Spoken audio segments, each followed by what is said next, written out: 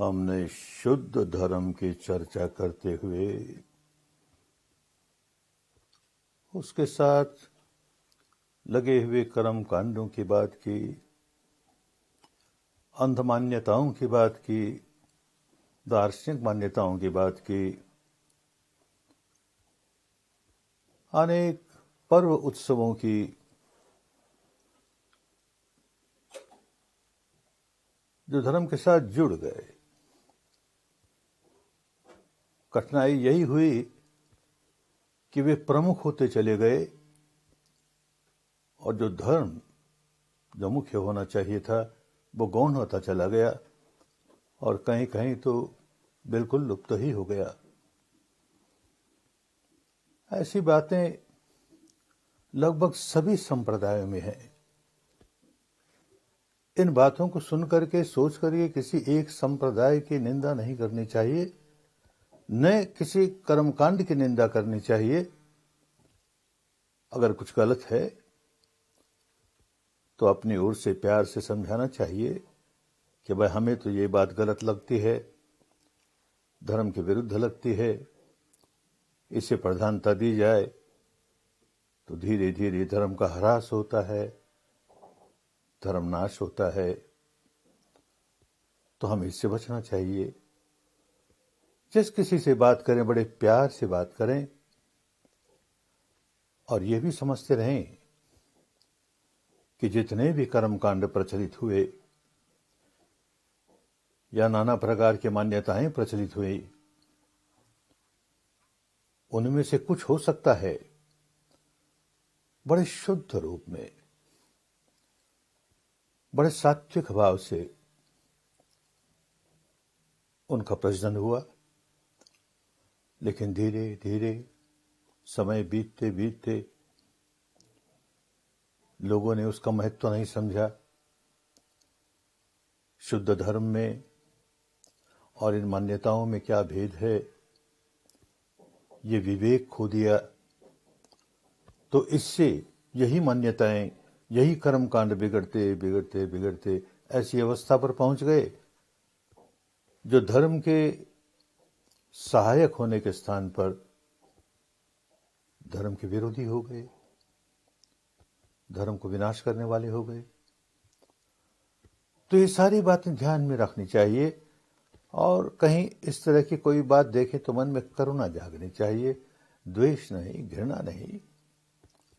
ये खूब समझना चाहिए कि कुछ एक मान्यताएं ऐसी हैं जो स्पष्ट रूप से बड़े शुद्ध रूप में चली, बड़े निर्मल रूप में।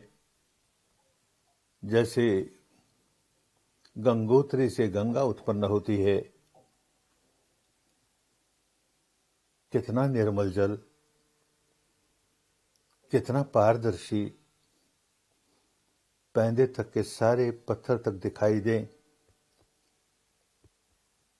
वही निर्मल जल पहाड़ी पर से नीचे उतरते उतरते जब मैदान में आया तो इधर की गंदगी उधर की गंदगी मिल मिलाकर कितना मैला हो गया, कितना मैला हो गया कि जब ये सागर से जाकर मिला, अरे तब तो मैल ही मैल।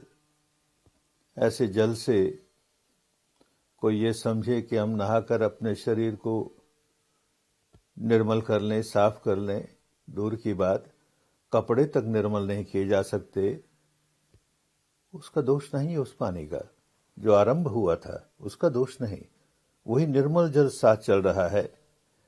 लेकिन उसमें जो और गंदगियां आ गई जिसने उसे बिगाड़ दिया। तो ऐसे ही कुछ एक कर्मकांड, कुछ एक मान्यताएं ऐसी होती हैं जो बड़ी शुद्ध रूप में आरंभ होती हैं और बिगड़ते बिगड़ते बिगड़ते ऐसा रूप ले लेती है कि वे धर्म को ही बिगाड़ देती है। तो इन सारी बातों को बहुत समझ करके, बिना किसी द्वेष भाव के, बिना किसी की निंदा के भाव से, जो है जैसा है उसे समझें और जहां तक हो सके उसे दूर करने का प्रयत्न करें। कैसी बात बिगड़ जाती है, एक उदाहरण से समझें। कोई एक आदमी अकेला बियाबान जंगल में निर्जन वन में यात्रा कर रहा है। रात हो गई, चारों ओर अंधेरा ही अंधेरा, रास्ता न सूझे और बहुत संकड़ा रास्ता, उससे न जाने कहाँ भटक जाएगा और चारों ओर खतरनाक अवस्थाएं, वन्य पशु और भी कितनी तरह की कठिनाइयां। तो कोई समझदार आदमी, कृपालु आदमी उसके हाथ में एक मशाल देता है। क्या मशाल देता है? एक डंडे पर तेल से भीगा हुआ कपड़ा बांधता है उसके सिरे पर और उसमें आग जलाता है और उसके हाथ में देता है, देखिए मशाल है और इसकी रोशनी से तुझे सारा रास्ता साफ दिखाई देगा, तो इधर उधर भटकेगा नहीं और इस रोशनी के सारे सारे सारे इस निर्जन वन के बाहर निकल जाएगा, खतरे से मुक्त हो जाएगा। यात्री बहुत खुश हुआ। कहानी है, उसका जितना उपयोग करना था उतना उपयोग तो किया नहीं। बस ऐसी खुशी हमारे कि किसी सज्जन ने देखो मेरे हाथ में मशाल दे दी, मुझे प्रकाश दे दिया।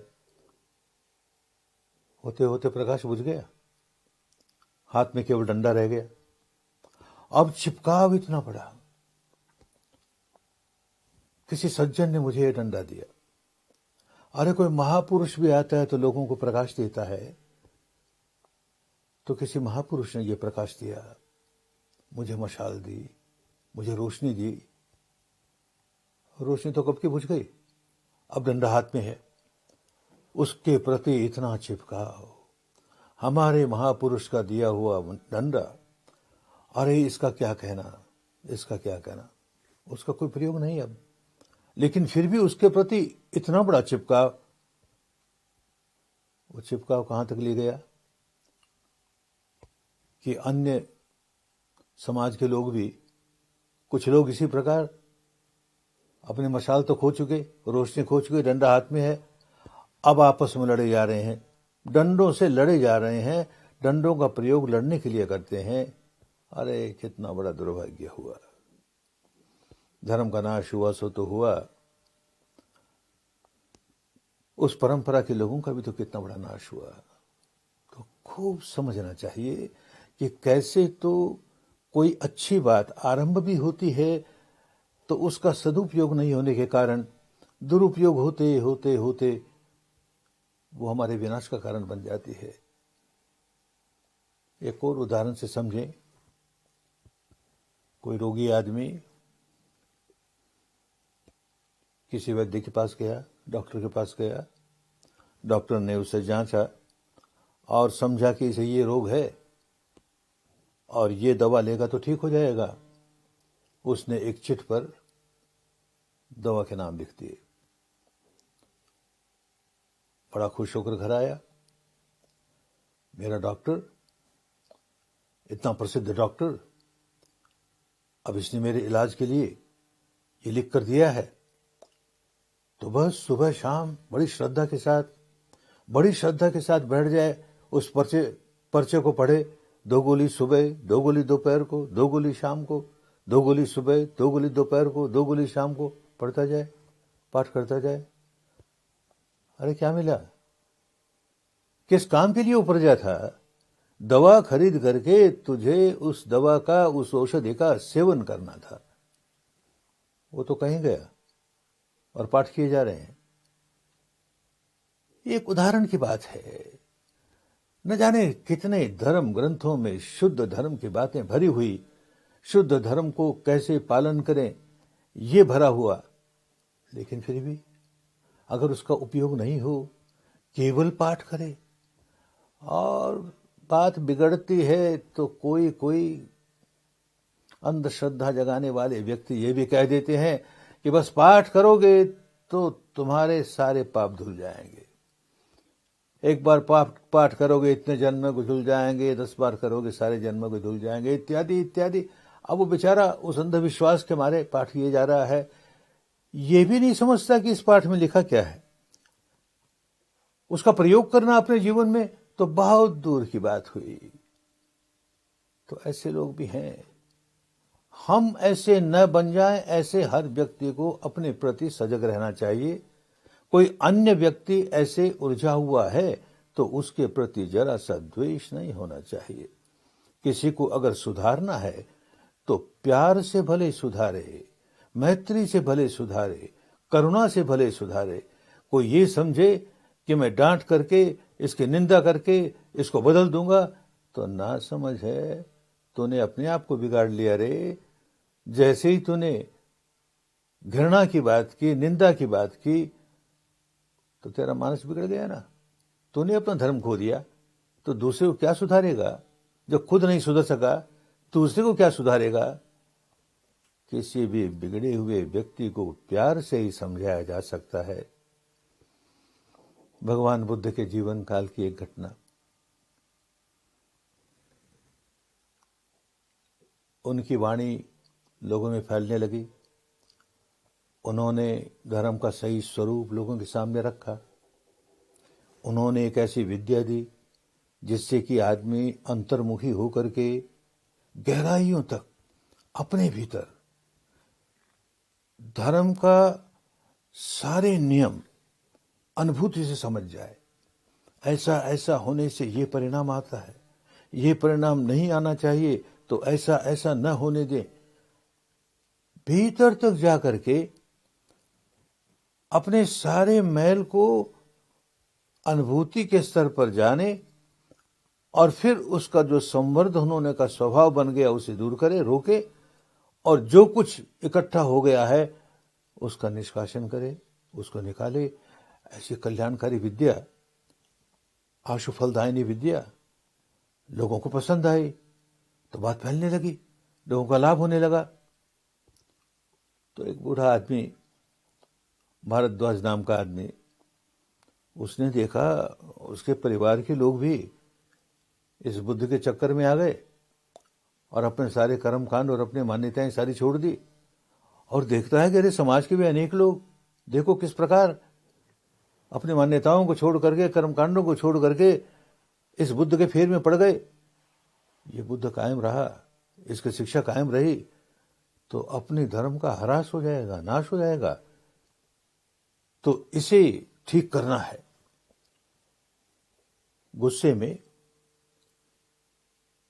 भगवान के विहार तक जाता है। भगवान आसन पर बैठे हैं, धर्म सिखा रहे हैं। वो गालियां बकते बकते, गुस्से में कांपते कांपते, बुढ़ापे के मारे भी कांपते कांपते भगवान के समीप आ रहा है, गालियां निकाल रहा है, समीप आ रहा है, गालियां निकाल रहा है। भगवान मुस्कुराते हैं। गरम लोहा है ना, ठंडे लोहे से काटा जाएगा, गरम से नहीं काटा जाएगा। व्याकुल है बेचारा। तो बड़े प्यार से, बूढ़े बाबा बताओ, तुम्हारे यहाँ कभी कभी कोई मेहमान नहीं आता? तुमसे क्या मतलब? हमारे यहाँ बहुत मेहमान आते हैं। तो एक बात और बताओ बूढ़े बाबा, कोई कोई मेहमान ऐसा भी होगा जो तुम्हारे लिए कोई भेंट लेकर आता होगा? अनेक लोग आते हैं भेंट लेकर के, तुमसे क्या? एक बात और बता दो, कोई व्यक्ति तुम्हारे यहाँ मेहमान बनकर आया और तुम्हारे लिए कोई भेंट लेकर आया और तुमने नहीं स्वीकार की, वो भेंट तुमने नहीं ली, तो क्या हुआ? क्या हुआ? अरे उसकी भेंट उसके पास, मैंने नहीं ली, वो तो देने आया लेकिन मैंने नहीं ली, तो उसके पास रह गई। ये भी कोई पूछने की बात हुई? भगवान मुस्कुराए और अनंत मैत्री के साथ कहते हैं कि बूढ़े बाबा, तुम भी तो हमारे बिहार में एक मेहमान की तरह आए ना, और ये गालियों का भेंट लेकर के आए। ये गालियों की भेंट हमने तो नहीं स्वीकार की ना, हमने नहीं स्वीकार की, तो तुम्हारी भेंट तुम्हारे पास रह गई। बूढ़ा बड़ा समझदार था, एकदम समझ गया कि देखो हम इसे गालियां दिए जा रहे हैं और ये इसे स्वीकार ही नहीं करता। और हम तो जीवन भर ये करते हैं, कोई 2 गाली दे तो हम बदले में 10 देंगे, कोई 10 दे तो हम 20 देंगे। क्या हालत है हमारी। होश आया और बदल गया। बात समझ में आ गई। और ये बात हमारे देश के आगे संतों को भी समझ में आई। एक संत ने कहा, आवत गाली एक है, आवत गाली एक है, उलटत होत अनेक। कहे कबीर मत उलटिए, रहे एक की एक। जब उलटते हैं, गाली के बदले गाली देते हैं, तो बात बढ़ती है, गालियां बढ़ती है, द्रोह बढ़ता है, द्वेष बढ़ता है, झगड़े बढ़ते हैं। क्या मिले? ये होश आए। किसी को सुधारना है, किसी में कोई गलती देखी है तो प्यार से कहें। वो अगर गाली दे रहा है तो भले गाली दे, हम तो प्यार से ही अपनी बात समझाएंगे। वाणी अगर मीठी नहीं है तो बोलने का कोई लाभ नहीं। वाणी अगर कड़वी है तो हम किसको सुधारेंगे कड़वी बोली बोल करके? कटुता होगी, जहां वाणी में कटुता होगी वहां कड़वाहट ही कड़वाहट होगी, मिठास कहां से आएगा? लेकिन जब अहंकार जागता है तो रहा नहीं जाता, ऐसी वाणी बोलता है। तो संतों ने कहा, ऐसी वाणी बोलिए मन का आपा खोए। अपने अहंकार को दूर करने वाली वाणी। अपना अहंकार बढ़ रहा है तो क्या बोला? अपनी हानि कर ली। तो ऐसी वाणी बोलिए मन का आपा खोए। ओरन को शीतल करे, आपहु शीतल होए। वाणी तो ऐसी ही बोलनी चाहिए जिससे सुनने वाले का मन शीतल हो जाए, और बोलने वाले का मन शीतल होगा तो ही ऐसी वाणी बोलेगा। तो अपना मन भी शीतल, सुनने वाले का मन भी शीतल, तो वाणी धर्म की वाणी हो गई। निसर्ग के नियमों के अनुसार ऐसा बोला गया। बहुत सोच समझ करके बोलना चाहिए। बोली का अपना एक महत्व है, वाणी का अपना एक महत्व है। क्या बोल रहे हैं, कैसे बोल रहे हैं, खूब समझ करके।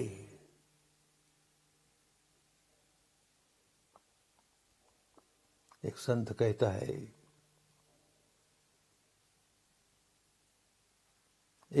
कहता है, तुलसी मीठे वचन से सुख उपजत चहुओर। मीठे वचन से, तुलसी मीठे वचन से सुख उपजत चहुओर।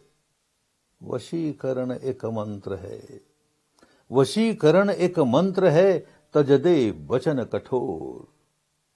कठोर बोलते बोलते उसमें कटुता ले आएगा, कड़वाहट ले आएगा। अरे अपनी भी हानि करेगा, औरों की भी हानि करेगा। और जहां प्यार से बोलेगा तो सचमुच वशीकरण मंत्र है। सुनने वाला सुन करके प्रसन्न होगा, धर्म के वातावरण के वश में आ गया। अब उसको धर्म समझ में आ गया, अपना कल्याण करने लगा। जो गलत रास्ते जा रहा था वो सही रास्ते जाने लगा। तो किसी में कोई खोट देखें, किसी परंपरा में कोई खोट देखें, किसी व्यक्ति में कोई खोट देखें, और देखें कि ये धर्म के नियमों के विरुद्ध बात हो रही है, तो कड़वाहट नहीं, कटुता नहीं, बड़े प्यार से, बड़े मैत्री से, इसका भला हो, मेरी वाणी सुनकर इसका भला हो, इसको चोट पहुंचे, तो सुधार क्या हुआ? क्या सुधार हुआ? मंगल इसी में है कि वाणी मीठी हो, कल्याणकारिणी हो, अपना भी भला, औरों का भी भला। यही धर्म है, यही धर्म का नियम है।